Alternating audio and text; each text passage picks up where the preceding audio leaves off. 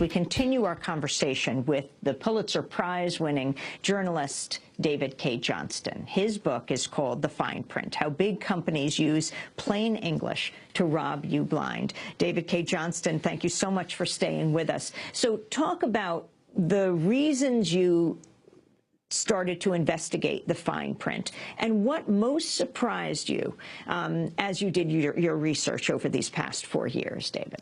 Well, Amy, this is the third book in a series of all original reporting that you wouldn't know but for my work. I wrote a book 8 years ago called Perfectly Legal, about the tax system and how it really is a subsidy system for the super rich in America and how they've rigged the tax game on their behalf. Then I did a book called Free Lunch, and it's about all the taxes you pay that do not go to the government, but instead are diverted to various companies. And I show companies and industries that get all of their profits from the taxpayers through these hidden subsidies. The fine print carries this a step further now to how big businesses have been trying to escape the rigors of competitive markets. They have gotten government to pass rules that raise prices, take away your rights as a consumer, literally put your life in danger, and allow them to, in various ways, insulate themselves from market forces, damaging the economy, making you worse off, and explaining why, while wages have been flat for years, corporate profits have gone through the roof. You start off with taxes, you know, they're not for everyone, but explain how that happened, how that evolved, David. Well, let me give you one example. 20 years ago, we were told we were going to get something magical called the information superhighway. And we paid over $500 billion in rate increases to telephone companies and cable companies to get this high-speed internet with fiber optic service where all the books in the Library of Congress and all the images in them, 22 million volumes, in the blink of an eye could literally be moved around the world. Well, we paid for it, but we don't have it. Verizon is only going to build it out for 16 million people in this country of 300 million people. AT&T doesn't actually have that kind of system. Their U-verse at the end still uses copper wire, and there are homes that have copper wire in them from the 1800s that people still speak on the telephone with.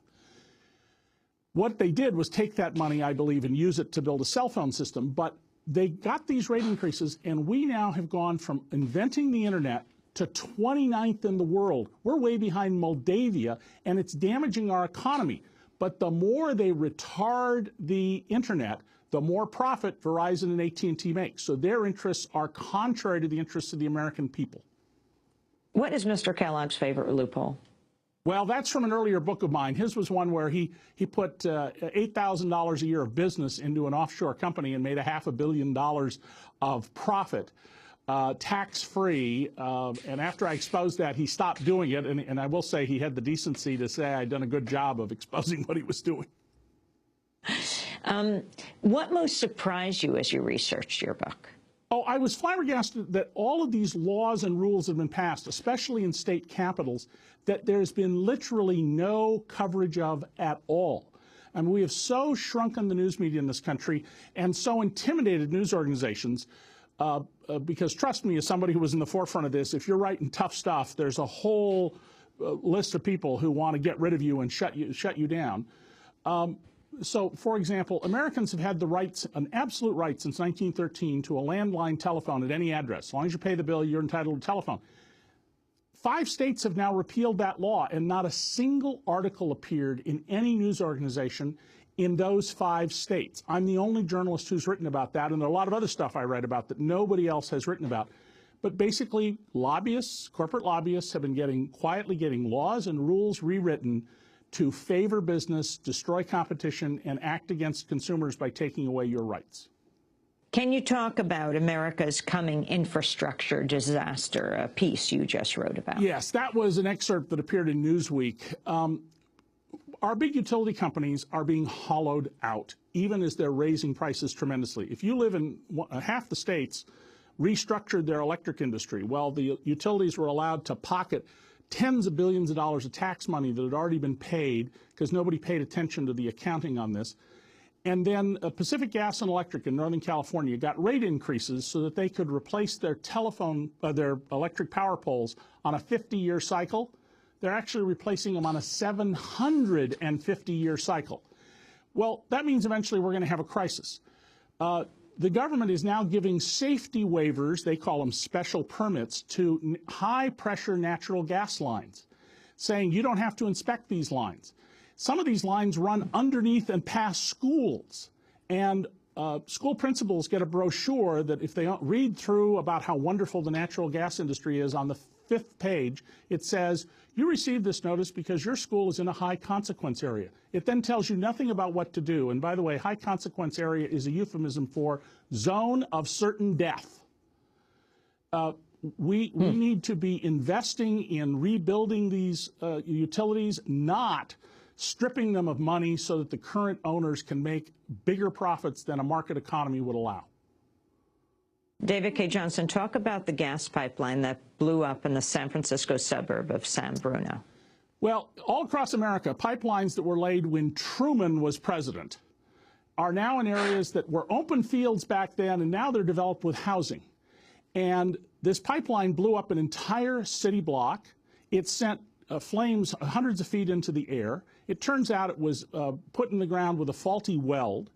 The mayor of San Bruno tells how after this happened, the city discovered there was a second pipeline running through the city only because it was going to put a building up on a little tot lot for small children, and the gas company notified them that this 30-inch pipe underneath it was running there. They had no idea.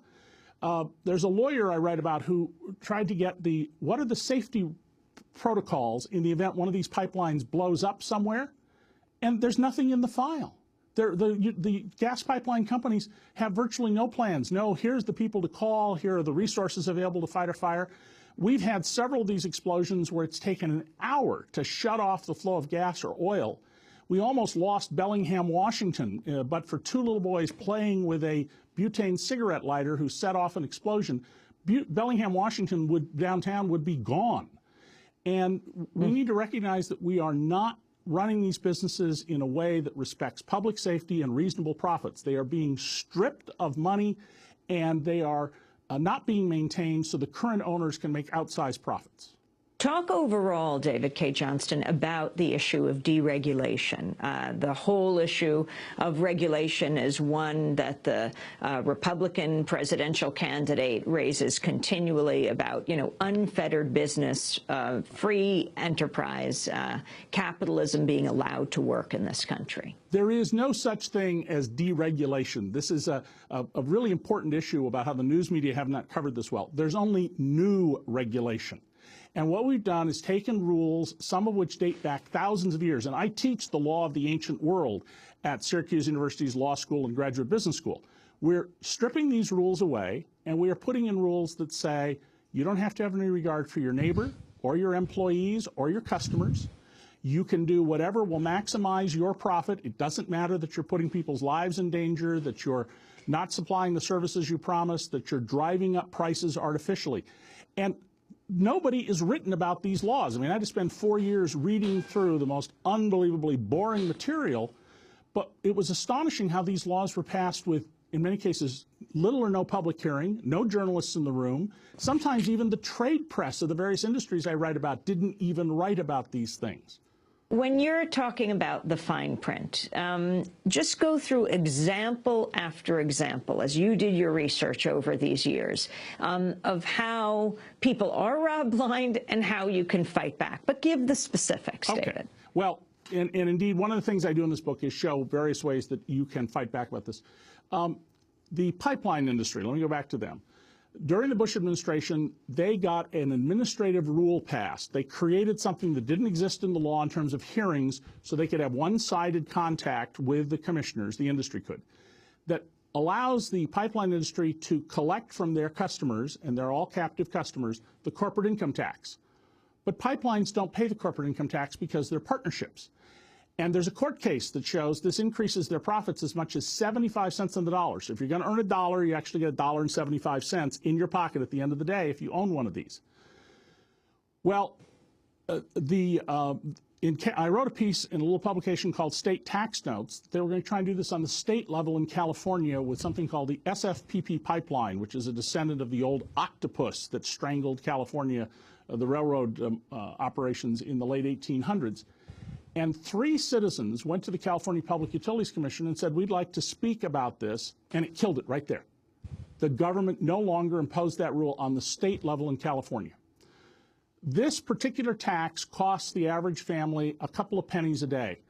Nobody's going to fight with somebody over being robbed of a couple of pennies a day, but if you can get a penny a day from every single person in America, at the end of the year, you've got $1.1 billion. These companies are collecting several $billion a year this way, and they shouldn't. They're collecting a tax they don't pay to the government.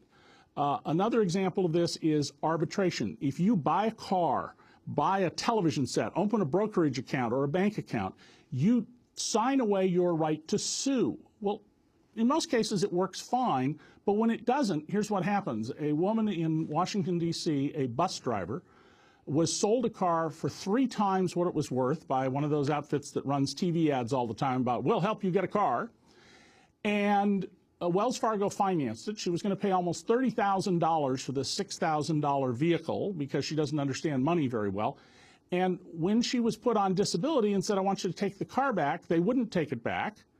And then they told her, the collection agent from Wells Fargo will take your house.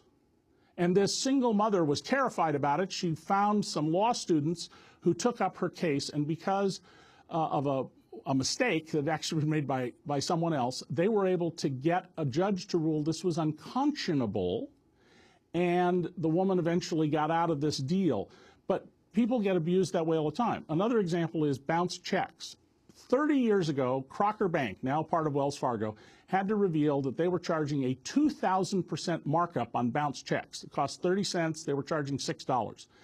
You can now pay $35, $39, $47 for a bounced check. Not a check that you bounced because there wasn't money in your account, but where you deposited a check, even if it's from your employer, and after the bank said it was cleared, they can unclear it later and charge you that much money. Talk about health care. Well, you know, health care in America is not a, we don't have a system of health care, Amy. What we have is a system, a non-system system of sick care.